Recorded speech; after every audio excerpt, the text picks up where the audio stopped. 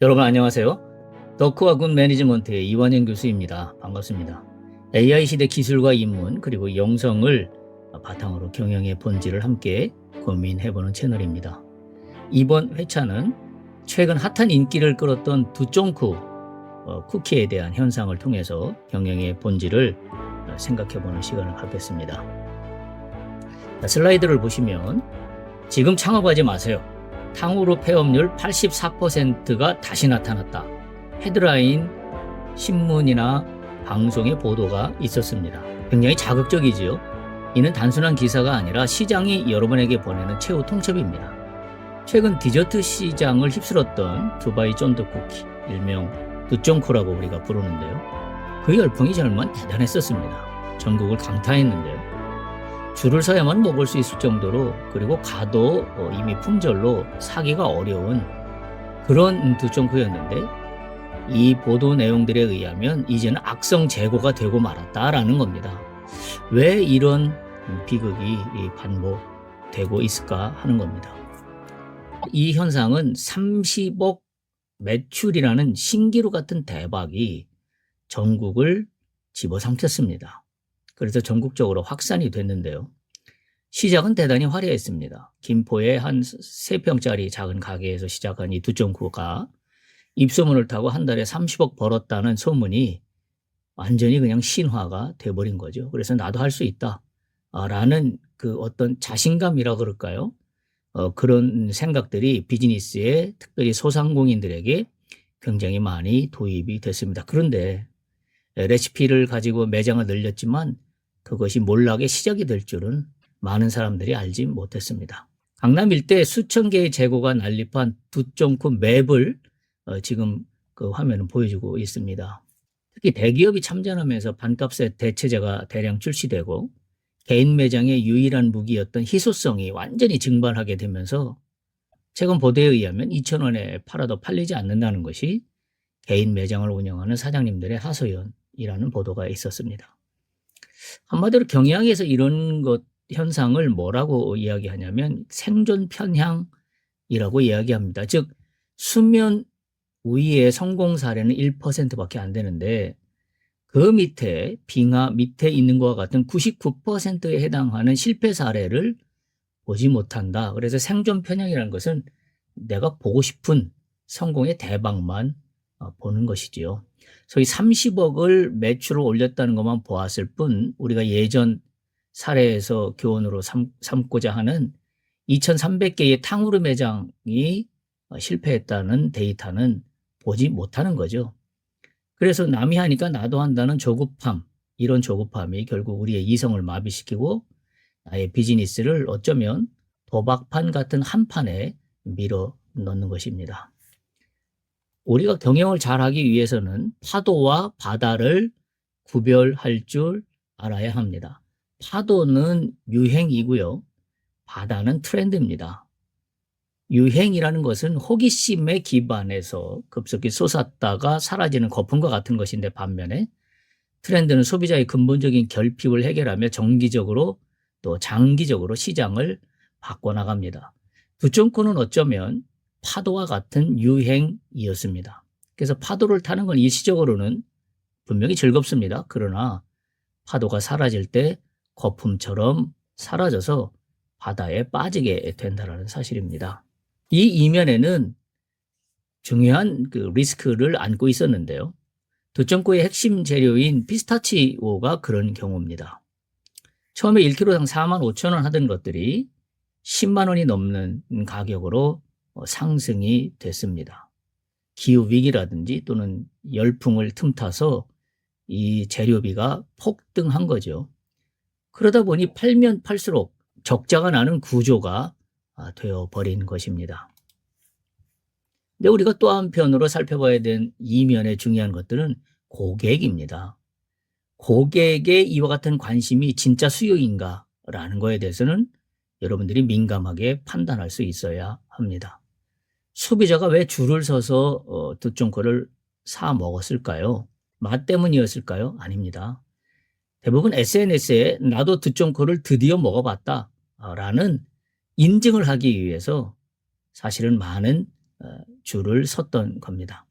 이 관심의 밀집이라는 것이 진짜 수요하고는 다르다는 겁니다. 진짜 수요가 있다면 재방문으로 이어져야 되는 것이고, 재방문으로 이어졌다면 지금처럼 폐업을 하거나 2,000원에 내놔도 팔리지 않는다는 하소연이 없어야 되는 겁니다. 그런데 이 일시적인 호기심을 견고한 수요로 착각하는 순간 비즈니스는 큰 낭패를 보게 됩니다. 성경에 보면 귀한 교훈의 말씀이 있는데요. 모래 위에 지은 집과 같다라는 비유의 말씀입니다. 비가 내리고 창수가 나고 바람이 불면 모래 위에 지은 집은 무너지게 된다라는 마태복음의 말씀이 있고요. 또 한 가지 말씀은 잠언서에 보면 망령되이 얻은 재물은 줄어가고 손으로 모든 것은 늘어간다라는 귀한 기초와 토대에 대한 말씀이 함께 있습니다. 유행에 편승해서 일확천금을 노리는 조급함이 결국은 그 재물을 흩어지게 만듭니다. 그러나 벽돌을 하나하나 쌓아가듯 본질에 집중하여 손으로 하나씩 일궈낸 나의 비즈니스의 시간들은 시간이 흐를수록 견고해진다는 사실을 우리는 성경의 교훈을 통해서도 확인할 수 있습니다. 경영에 아주 유명한 석학이자 그루인 피터 드러커라고 하는 분이 계십니다. 이분이 우리에게 굉장히 의미 있는 질문을 던졌습니다. 당신의 비즈니스는 무엇입니까? 라는 질문인데요. 당신의 고객은 누구입니까? 라고 바꿔 얘기할 수 있고요. 이 비즈니스의 목적을 이분은 이윤 창출이 아니라 고객 창출이다 라고 말씀하고 있기 때문입니다. 이분의 비즈니스의 유일한 목적은 고객 창출에 있다라고 했습니다. 유행만 쫓는 사장님들은 고객을 만드는 것이 아니라 유행의 구경꾼들을 모읍니다. 구경꾼들은 유행이 끝나면 떠납니다. 떠나면 그들이 버리고 간 쓰레기만 남습니다. 그러나 고객은 구경꾼이 아닙니다. 고객은 진짜 수요를 찾는 가치를 추구하는 사람들입니다. 그래서 우리는 그렇게 질문해 볼 수 있어요. 지금 내 곁에 있는 고객들은 구경꾼인가 아니면 진짜 고객인가? 우리가 조금 더 비즈니스를 이와 같은 상황에 리스키한 상황에 잘 대처하기 위해서는 7대3 법칙을 적용할 수 있어야 됩니다. 7은 코어고요. 3은 엣지입니다. 다시 말하면 7은 본질이고 3은 트렌드입니다. 소위 추세라는 거죠. 그래서 여러분의 비즈니스가 70%는 결코 변하지 않는 본질인 코어이어야 하고 나머지 30%만 트렌드라는 엣지로 채워질 수 있어야 되는데 만약에 이게 거꾸로 된다면 심각한 위기사항에 직면하게 된다는 것을 우리는 이해할 수 있어야 됩니다. 그래서 장사는 메뉴가 하지만 경영을 한다는 것은 트렌드나 어떤 일시적인 현상에 의지할 것이 아니라 시스템이 구축되어야 됩니다. 그 시스템은 세 가지 축인데요. 이거는 소상공인이나 대기업이나 동일합니다. 원가 관리, 표준 공정, 데이터 분석입니다. 원가 관리는 외부 충격, 소위 환경의 변화죠. 식재료 가격의 인상 이런 거죠. 그런 거에 대한 가격 탄력성을 유지할 수 있는 관리 능력이 원가 관리고요. 그다음에 표준 공정은 품질을 일정하게 유지하는 시스템입니다. 그런 공정이 있어야 되고, 그리고 데이터 분석이 요즘에는 반드시 병행되어야 합니다. 고객의 재방문율, 고객의 이탈, 이와 같은 것은 감이 아니라 데이터에 의해서 정확히 판단되고 거기에 맞는 대책을 수립할 수 있어야 됩니다. 그래서 트렌드는 추종하지 말고 해독해야 한다라는 것이 우리가 예전에 경험했던 흑당 버블티의 거품 사례를 보면서 깨닫게 되는 진리입니다. 실패의 길은 맹목적 모방입니다. 이런 결과는 유행만 쫓고 정작 갖추어야 될 자신의 브랜드 체계화를 이루지 못해서 대부분 6개월 정도도 버티기가 힘듭니다.